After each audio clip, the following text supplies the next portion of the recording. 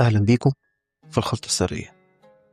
بقيت بتدور على زتونة وبتلم المنهج من ورقتين خلاصة الخلاصة، فاكر إنك كده قفلت المادة. تعالى بقى أنظمك وأقولك إنك بتذاكر القشور. نظام الامتحان الجديد مش عاوز حد حافظ ملخص، عايز حد فاهم أصل المعلومة. أنا اسمي حسام أبو ضيف، والنهاردة أقولك إزاي تخرج من فخ التكوين الدراسي. أول قاعدة: ارجع للمصدر الأصلي للملخص. الملخص وسيلة مراجعة مش وسيلة مذاكرة. لو مش فاهم ليه القانون ده اتكتب كده أو ليه التفاعل اتعمل بالشكل ده، فالملخص مش هينفعك وقت اللف والدوران في الأسئلة. تاني حاجة: اعمل تكتيك لماذا. اسأل نفسك ليه 5 مرات ورا بعض في كل معلومة صعبة. لو وصلت للجذور مفيش سؤال في الكوكب هيوقفك. وافتكر إننا بنسأل ربنا دايما علما نافعا. العلم النافع هو اللي بيغير طريقة تفكيرك، مش اللي بتخزنه في الذاكرة مؤقتة عشان تطلقه في اللجنة وتنساه. ربنا سبحانه وتعالى أمرنا بالتدبر.